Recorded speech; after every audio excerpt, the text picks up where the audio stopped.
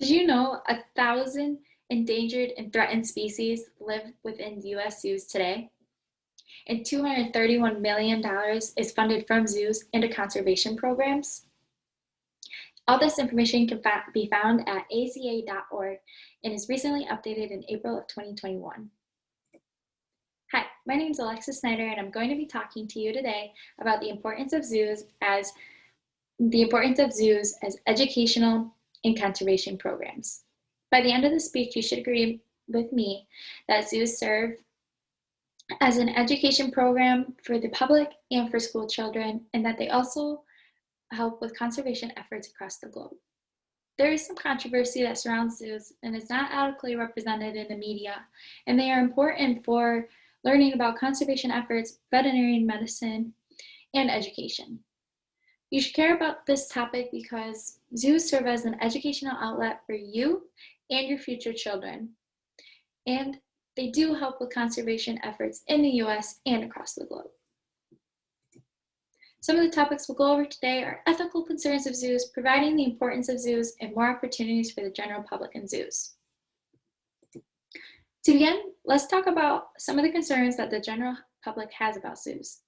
Some people believe that zoos are immoral and that animals should not be kept in captivity, and that they are suffering in zoos, and that they believe the TV programs and internet are better means of learning about animals than zoos themselves.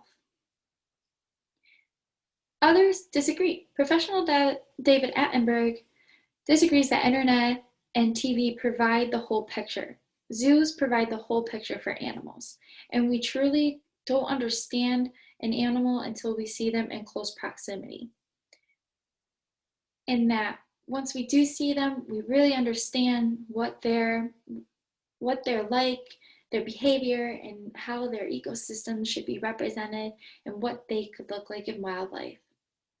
Zoos' goals and concerns have always been centered around animals, and their animals are their number one priority.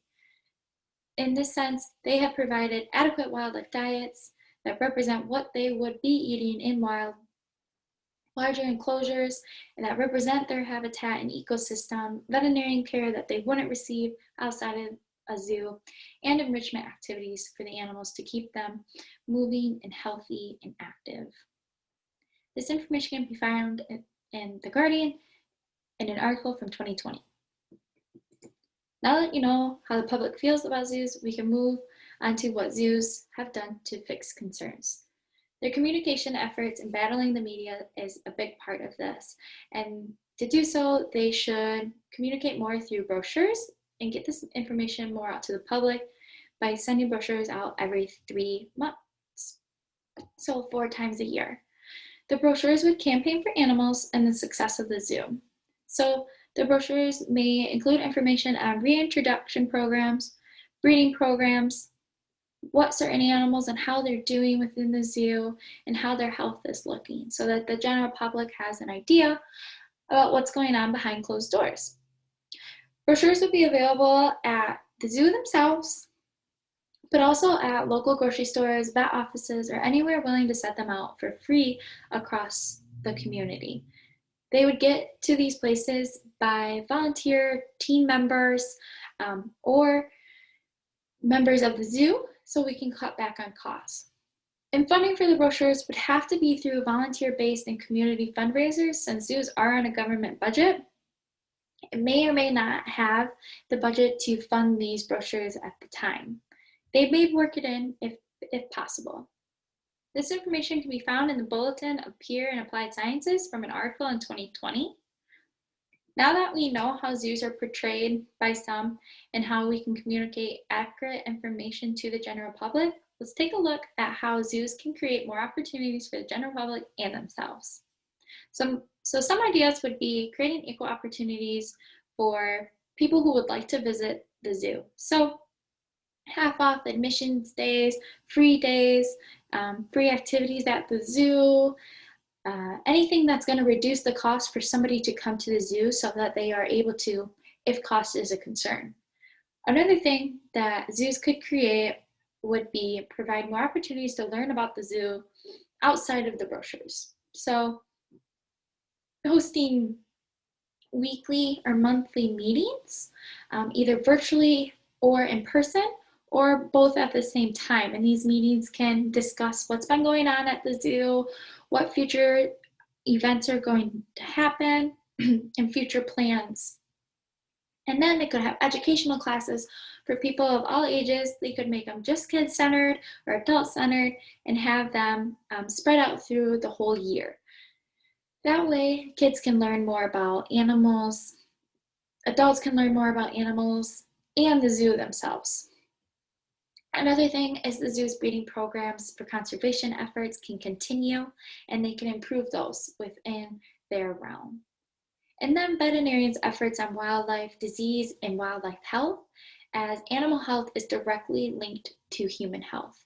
And once we have a better understanding with animal health in the zoo, we can take that and use it in conservation efforts in wildlife health. All this information can be found in the International Zoo Yearbook from an article in 2010. Some of the topics we talked about today were ethical concerns, providing the importance of zoos, and more opportunities for the general public in zoos. After hearing this speech, you should agree with me that zoos serve as an important educational and conservation effort program, and that zoos are necessary in some economies and locations for education, for education and conservation and research efforts. Within the US alone, there are 218 accredited zoos, and within those 218, there are 115 reintroduction programs. Those programs are helping the 1,000 endangered or threatened species that are in the zoos right now that we had mentioned earlier. To learn more, go to aza.org, or to learn more about local zoos, visit detroitzoo.org, jbz.org, potterparkzoo.org, or binderparkzoo.org.